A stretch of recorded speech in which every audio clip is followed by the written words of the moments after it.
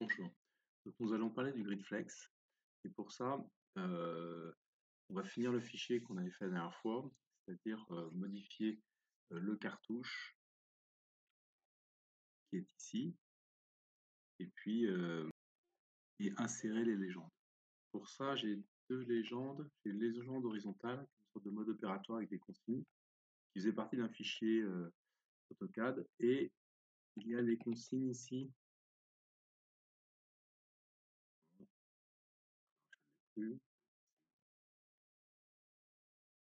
Bon, il n'est plus là, mais c'est pas grave, je vous l'ouvrirai.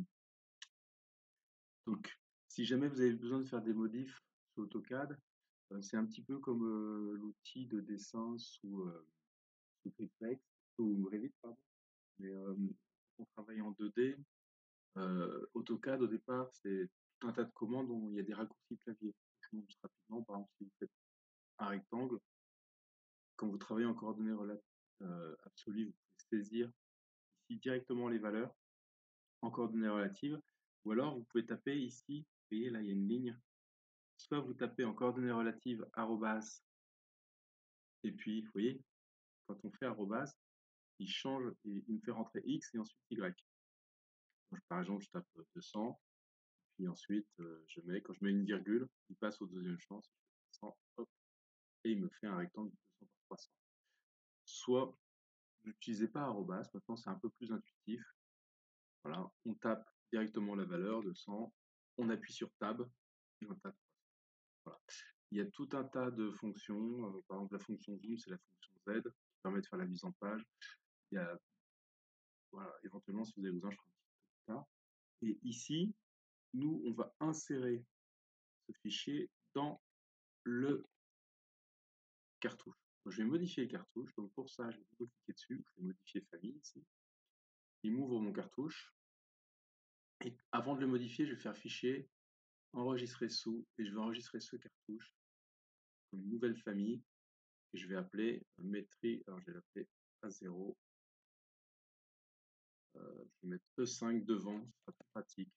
A0, cartouche, GridFlex. Voilà. Enregistrer. Comme c'est l'épreuve 5, je change ici et je tape 5. L'année c'est bon, le plan, bon. Après, tout ça, ça va s'actualiser tout seul. On pourra insérer une petite vue 3D ici. Et maintenant, je vais faire insérer les fichiers DAO. Alors, je vais les importer. Je retourne dans l'arborescence, je vais sur mon disque dur. J'ai tellement coffrage, et je suis sur GridFlex. WG. Légende verticale, je vais commencer par celle-ci. Il va me faire une détection automatique. Moi, ce que je préfère, c'est faire manuel centre. Toujours. Il charge. Je mets oui.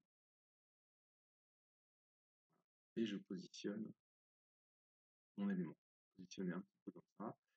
Ensuite, je fais Move, MV. Oh,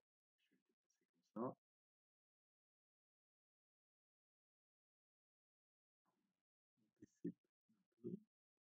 Quand je veux récupérer, je fais SE pour y attraper.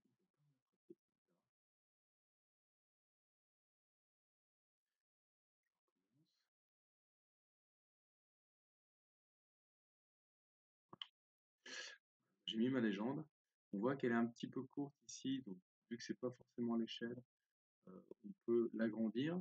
Cette commande-ci, je sélectionne ça, je sélectionne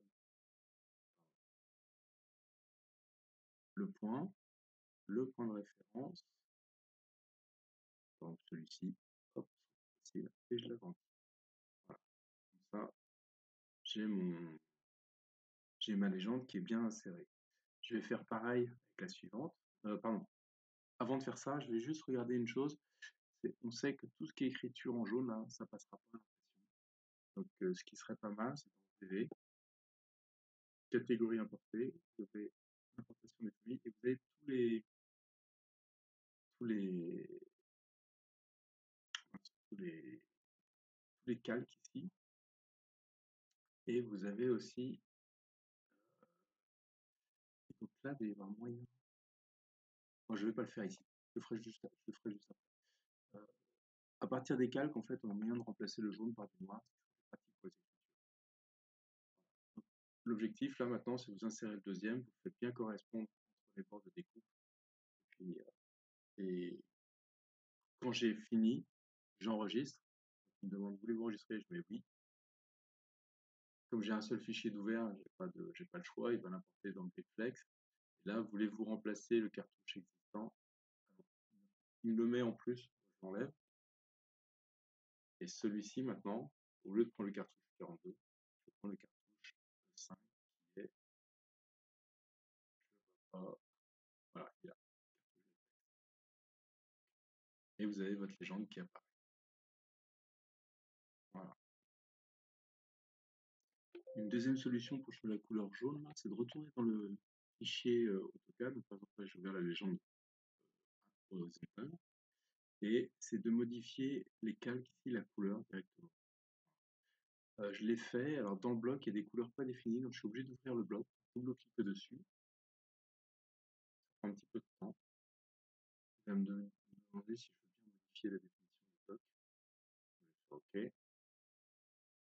Et là, je vais sélectionner, par exemple, le texte, quand je veux changer la couleur, je vais aller dans Propriétés,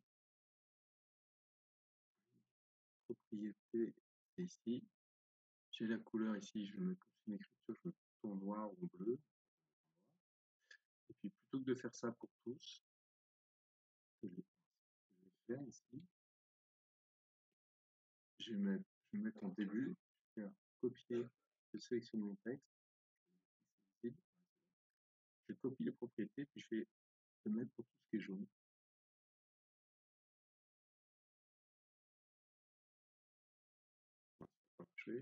Je recommence. Celui-là. Voilà, vous voyez, celui-là, il n'a pas voulu.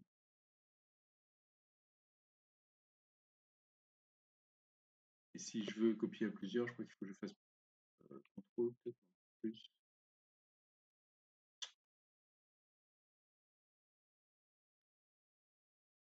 Voilà. Et je vais remettre toutes mes écritures jaunes en noir avant de l'insérer. Voilà, c'est fini. Il ne nous reste plus que les barrettes qu'on appelle les supports de voile qui permettent de contrebalancer le coffrage, le pli d'écran en X et en Y.